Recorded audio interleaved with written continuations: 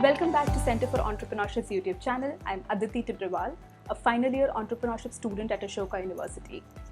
In today's episode of Guftagu with Shark Tank India entrepreneurs, we have Raghav Jhawar, who is the co-founder of the State Plate. I can go on and on about their story of how they started just out of college, but I would just like him to talk about it. So without a further ado, I welcome you, Raghav. It's a pleasure to be here. So for anyone who might not know, what does the State Plate do? So at the State Plate, we are bringing food from different states of India on a nationalized platform and making these products famous because we realize that a lot of people travel to a lot of places, and every time you travel to different places, you always want to eat the speciality of that place. But once you come back to your hometown again, you never have that access to those kinds of products. So realize that there's a big need for people. There's a big need of this. People really want to explore different cuisines of India, which are really great. But there are some great products which are just confined to their own territory. For example, a Kolhapuri bhel, which is just confined to Kolhapur or the nearby districts. So we are just bringing all that kinds of food products on one single platform. That sounds awesome. In fact, I'm a traveler myself, so I know what you're talking about. I love trying new food, and it's really sad when I come back and I can't eat it anymore. But how did the idea strike? So the story dates back to lockdown 1.0 or 2.0, May 2020, the first phase of COVID. At that point of time, so my co-founder Muskan, she used to stay in Bangalore. Her family is in Bangalore. We were really great friends from our college. We met in SRCC, Shri Ram College of Commerce, Delhi. And what happened was during COVID, Muskan came to Bangalore. I went to Kolkata. Her family is a proper Jain family, and they eat papad in all three meals that they have on their day: breakfast, lunch, and dinner. So they are such great fans of Rajasthani papad that they cannot live without it. And unfortunately, or fortunately, what happened was that on a single day during May, their supply of papad got over, and the authentic Rajasthani papad that they used to get, they could not access it then. The offline stores were shut. They tried calling the people who used to supply to them, and he also told that he could not supply because of the supply chain issues. Then they tried Amazon, Big Basket, all of these places, and they could not find that authentic taste. Of course, there were a lot of other brands which were selling papad, but for people like Muskan or her family who have been born and brought up eating papad, they could not just change the taste overnight. So at that point of time, Muskan was just sharing this thing with me that they faced this problem and they were not able to access papad. It was really a great problem. At that point of time, we realized, or this idea stuck, that why is there not a platform which can supply authentic stuff from different places of India? And the idea starting when we started, because both of us are Rajasthanis, the idea was to bring Rajasthani products because we could relate to that idea. But as we spoke to more and more people from different ethnicities, we realized that it was not just our problem, but also problem from those people. And not only, let's say, people who are Rajasthani and cannot access Rajasthani papad, but a lot of other people also. Like there are a lot of products like papad, bhujia, bhel, bhakarwadi. All of these products are really national products, and people really want the most authentic version of them, but they are not able to get their hands on it because of the inaccessibility of those products. So because of that, this idea stuck and we started the State Plate. That's really nice. In fact, I am also a Rajasthani, so I relate. Yeah. And how were the initial days? So like, how did you make a team? How did you convince your first customers? So what was that story? Very interesting. So for the first 3 or 4 months, it was just me and Muskan. We were working on the idea, and of course our families who were supporting us throughout. But for the first 3 or 4 months, only two of us were there. We were learning, experimenting things. Both of us were from commerce backgrounds, and we did not know a tea of tech. So we started like on the first day when we wanted to make a website, we were like, okay, we need a tech co-founder, but we knew that we would not find anyone because of course, lack of network. Second, lack of capital, that we could not pay anyone anything. So at that point of time, we just started watching YouTube videos, uh, started learning website making by our own selves, and made the first version of our website. And for the first 3 months, it was just two of us. We were spreading the word via social media, Instagram, Facebook, WhatsApp groups, etc., to a lot of people, and trying to get our early customers. I think we did not have to convince a lot of early customers, because like this need existed. And the moment we told that, okay, we are bringing uh, the food from different places of India on one platform, those people, like, it just clicked with them and they started buying. So I think that was great. In terms of team, after 3 or 4 months, when we realized that this idea had a lot of potential. So a little bit of backstory: Muskan and me had good consulting jobs from our college. But what happened was that there was a 6 month gap because of COVID. Our jobs got deferred, and we had luxury of time to experiment anything during that point of time. For the first, I think, 6 months, we were just running it by own self, because we wanted to first test the idea, see if it has potential, and can we leave our jobs and focus on it completely. I think for the first 6 months, we did that. For the first 3 4 months, realized that it had a lot of potential, because customers kept repeating. A lot of like word spread word spread organically. So we realized that there's a need and we can build on this. So we left our jobs, focused completely on this, and started hiring our team. In the start, I think it was a little tough, but people who were really, really hungry and wanted to work in a startup with their hands on a lot of things, they came to our, like, they were like great partners. So we started working with them, and it's been a great journey for the last 2 years, I think, with the team that's been there. That's really sounds interesting. But like, what was the moment when you realized that now you can leave your like hyping job and get into this? Because a lot of people struggle with that decision, right? They're like, okay, we'll do it part-time and then we'll see. So what made you just take that decision? For Muskan and me, I think one thing that was very, very clear was that whatever we do, it has to be big. We did not want to do small things, do multiple things that were small. And so this was never the idea that we'll do this with job. It was always that either it's successful or either it's not so successful that like we leave our jobs and just focus dedicatedly. There was no in between. So 3 months, I think we just tested it with a lot of customers organically. We spread the word, and we were just seeing if the need existed. And I think the best answer to if a need exists or not is when your customers repeat. Like, because for the first time, okay, you can just like tell them, or let's say people purchase in today's world, I think people purchase impulsively. For the first time, you don't, like, even if let's say you have 1 lakh customers who are buying it for the first time, and if only 100 people are repeating, you know that your product is not worth it. But in a category like ours in food, when we saw people coming back and back again, 1 time, 2 times, 3 times, every 2 weeks, every 3 weeks, you realize that, okay, this is something that we have to work on, and we can dedicate our time to this if we focus properly. Because if we focus properly, we would be able to like nail it. And I think and we knew that our jobs would be very, very like hectic. uh, we knew our seniors, we spoke to them very, very regularly, and we knew that in a consulting job, you do not get time for any other thing than your, like, the job that you're doing. So this was never an option. So we worked. I think this clicked. I think people coming back and just them appreciating us, that okay, this was a great idea that we had come up with. It was very unique.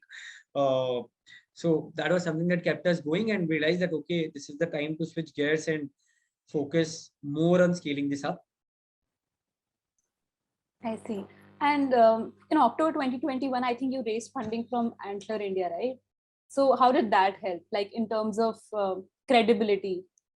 So for the first 12 months, 12, 13 months, we were running it bootstrap. So Muskan and me, right out of college, we had limited experience. And I think it's always great to have people who have done it before, been there, done that before. So I think uh, when we started, I think when we reached from Antler, it was, I think before that, they have a 1.5 month cohort wherein they talk to you, speak to you about your business model, see what your vision is, etc. So I think those 1.5 months were also really, really great, because that pushed us to think very deeply about our model, about the way we are thinking about it. But even after that, I think apart from capital, it has helped us really in terms of long-term thinking, in thinking how to scale this up, in a lot of connects that are there. For example, if you want to understand more, like let's say operations, marketing at a bigger scale, they have those kinds of connects that really help us. So I think overall Antler has been a great partner, and I think to attract good talent, having a good VC or a good team or a good partner, funding finance partner with you is always great. So I think in the last I think it's been 9 to 10 months, and it's been super awesome with them. That's great. Coming to a very cliche question, but it's still my favorite. So, what are some of the mistakes you think you could have avoided? One, I think in terms of handling the team, in the starting, we did not know how to, let's say, manage team very effectively, or how to think more about team dynamics, the team, what motivates people, etc.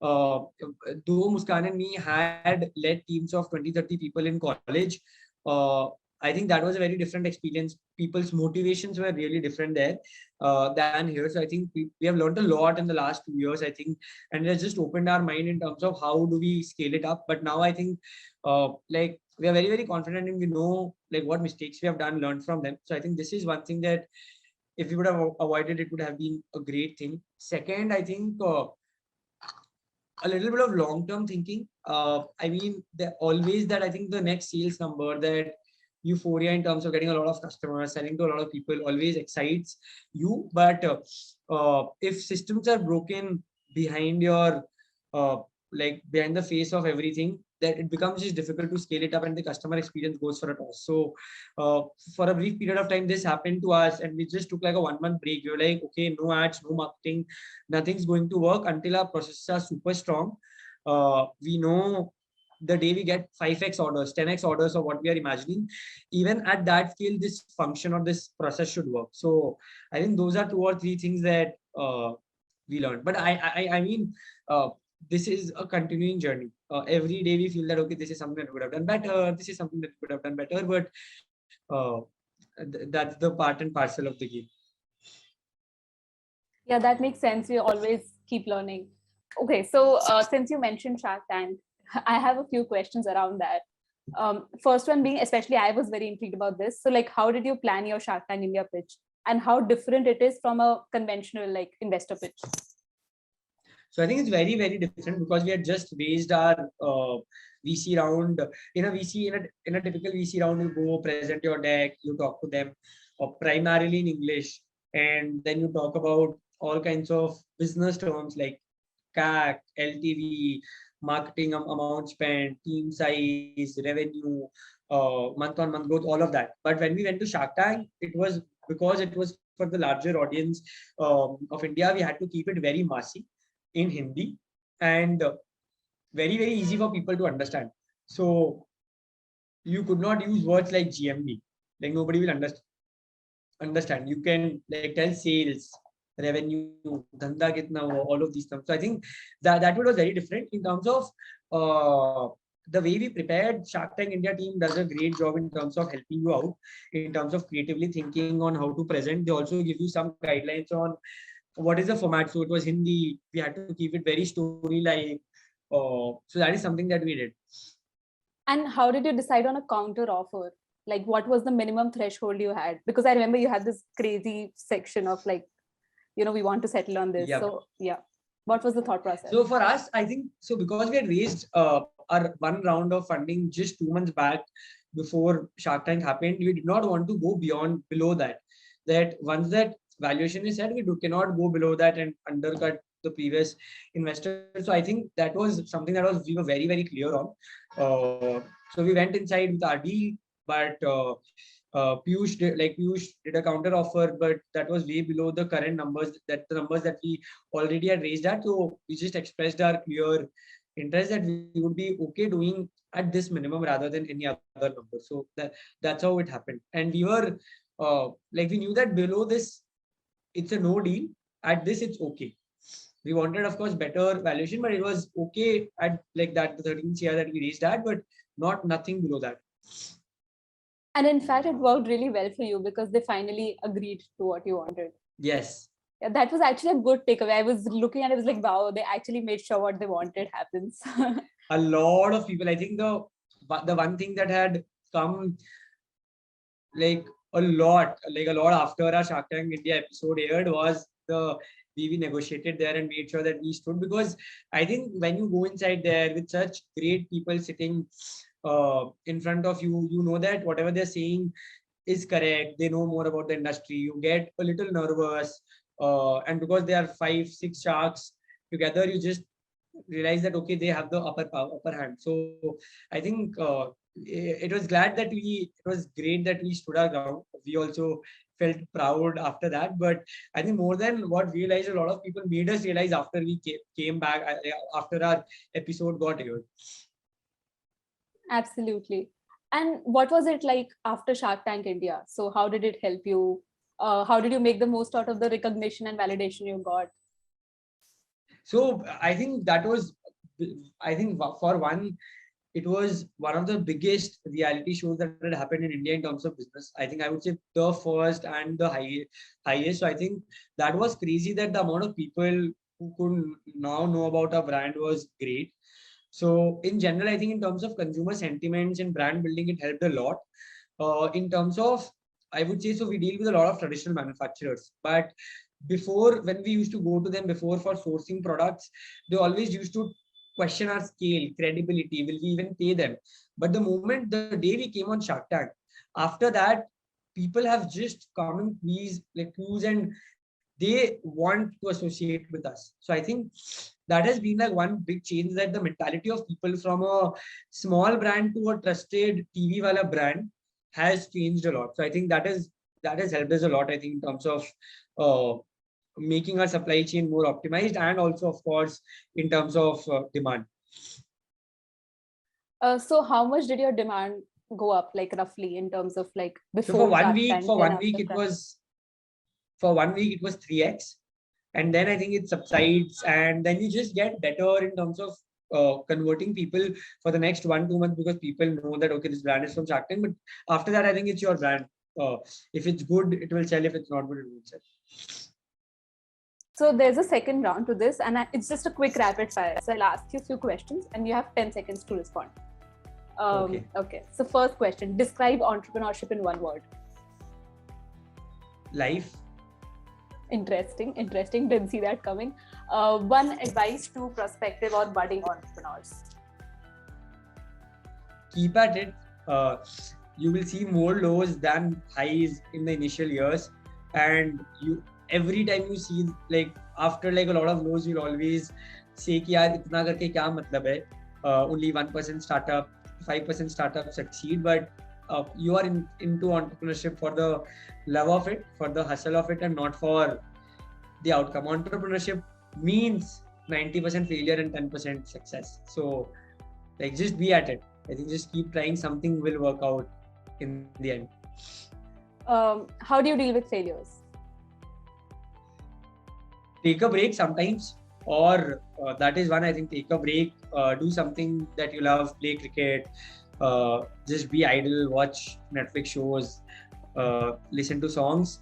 Otherwise, if you feel down, I think your team can also uplift you. Whenever I feel down and I don't want to do like some, let's say, personal work, I just go sit with my team and just discuss about what they have been doing. So I think that just uplifts me, because if they can work every day towards an idea that I had, why can't I do that? Thank you, Raghav, for such an insightful discussion. Starting right from college and progressing so much that you have in such a short period of time is amazing, and I'm sure you're an inspiration for a lot of us. So thank you. And to everybody who is watching, stay tuned because we have many more exciting episodes coming your way. Bye-bye.